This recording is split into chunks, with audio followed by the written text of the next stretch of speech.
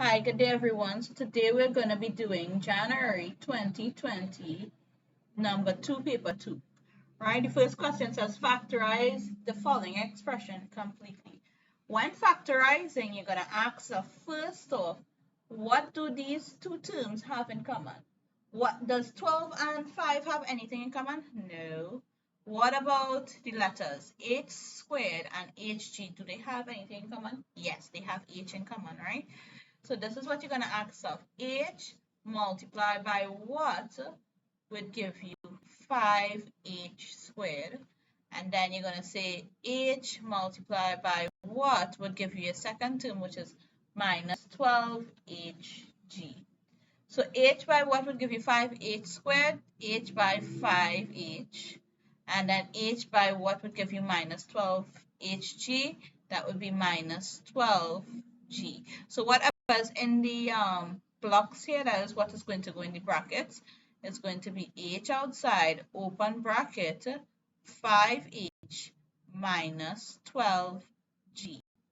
And that would be your answer to how to factorize the first part.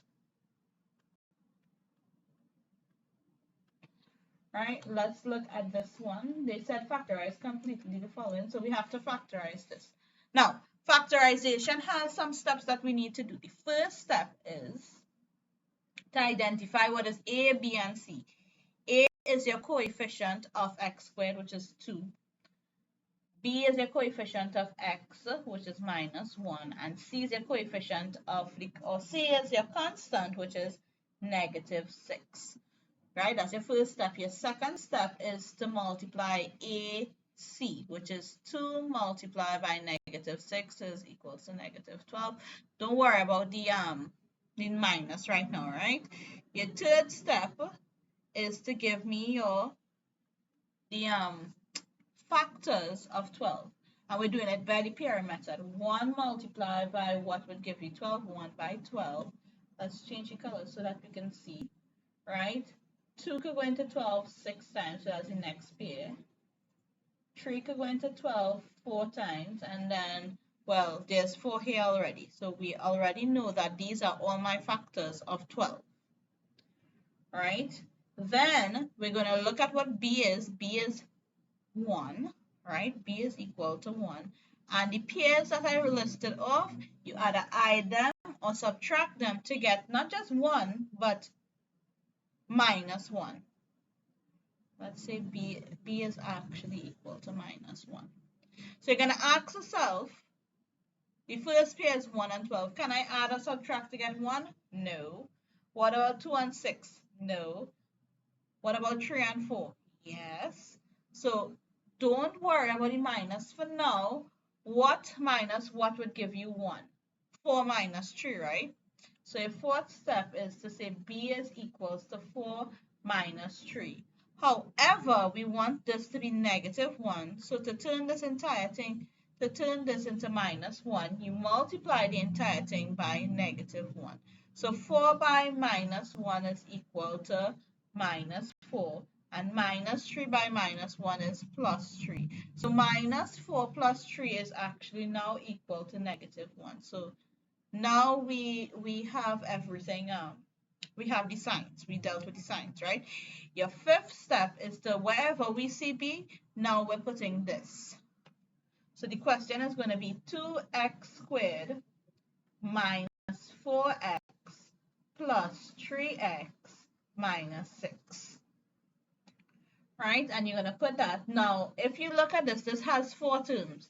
2x squared minus 4x plus 3x minus 6. What we are going to do is deal with the numbers in pairs. So we have 2x squared and minus 4x. 4 and 2, do they have anything in common? Yes, 2. And then x squared and x, do they have anything in common? Yes, x. So 2x by what would give you 2x squared? 2x by x would give you 2x squared. And 2x by what would give you minus 4x? 2x by minus 2. Right? Then we have, when factorizing, our brackets must be the same, right? We'll work backwards. X by what would give you plus 3x? X by positive 3. So 3 by x will give you positive 3x, and 3 by minus 2 would give you minus 6. It's just to check to make sure that's correct, right? Once we see that our brackets are the same way on the correct track, right? We see the brackets are the same, so you put it in one bracket, that's x minus 2. And the numbers or the values that are outside, we put them in the next bracket, which is 2x plus 3. And that is how we would factorize a quadratic equation. So we have x minus 2 in our first bracket and 2x plus 3 in our second bracket. Let's look at the next question. They say solve the equation. When they say solve the equation, basically they're asking you to solve the unknown. What is the unknown in this question? R, right?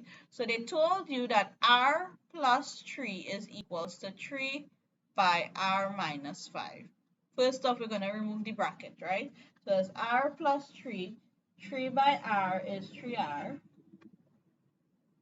And then 3 by minus 5 is minus 50. Right? We want to make R the subject, right? So we have R plus 3. Sorry, we want to make R the subject, so we're going to carry across R first over the equal sign. So I'm going to have 3 is equals to 3R minus R, because if I carry across plus R, I'll turn to minus R, minus 15. I'm going to carry across minus 15 over the equal sign. So that's 3 plus 15 is equals to 3R minus R, which is not 3R, but 2R. Right? 15 plus 3 is 18. So we say that 2R is equals to 18. You want to make R the subject, carry across, multiply by 2. So 2R is equals to 18. Carry across, multiply by 2. It's going to turn to divide by 2. So R would be 18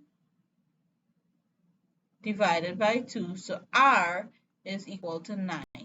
Right? And that is how you would do this question. Quick. So make K the subject of the formula. So we want K by itself. So that's 2A is equal to pi K squared plus 3T. So whenever we have to make something the subject of the formula, we go backwards from BODMAS. Right? Backwards from BODMAS. What is the first thing when you're going backwards? Subtraction. Is there any subtraction? No. What about addition? Yes, there is. So there's add 3t. The opposite of add 3t would be minus 3t. So it's 2a minus 3t is equals to pi r squared. So we already carry back addition. Is there multiplication? Yes, there is. Okay. The relationship between pi and k squared is multiplication. So I want to carry across that multiply by pi. What is the opposite of multiply by pi? Divide by pi. So it's 2a minus 3t all divided by pi is equals to k squared. Right? There's no division. Is there a power of? There is. It's power of 2. If we carry across to the power of 2, the opposite of the power of 2 is square root. Right? So that's the square root of 2a minus 3l all over pi. Right? So therefore k would be equal to the square root of 2a minus 3t all over pi. And that is how you would do part C. Right? Part D says a farmer plants 2 crops, potatoes and corns, on 10 hectares of land. Right? So potatoes, P is for potatoes, plus corn is, you can't have more than 10 hectares. He has 10 hectares. So it's either less than, no, that's more than sign, the one that looks like a 7, right?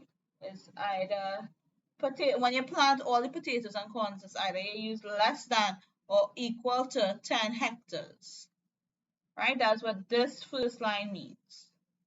The number of hectares of corn is planted is C, right? must be at least twice the number of hectares of potatoes. So the number of hectares of corn C must be 2 times the number. So 2C,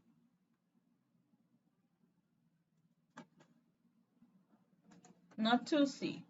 They said the number of hectares of corn, which is C,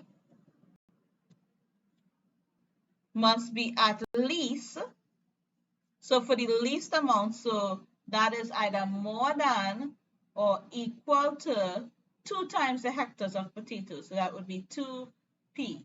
Write the two inequalities to represent the scenario above. These are your two inequalities, right? One, if you add up all the potatoes and corn, right, that is planted, you can either have equal to 10 or less than 10 because he only has 10 hectares of land. Cannot be anything above 10 hectares, right? So that is why this is the first inequality. And this one, the number of hectares of corn, which is C, must be at least twice, at least. That means for the least, it is twice the amount than when that is least. So that means the number of corn is more than or equal to twice the hectares of potato. Twice meaning 2 times the hectares of potato, which is P. So that's how you get 2P. And that would be your two inequalities. Right? And that is the end of January 2020, number 2.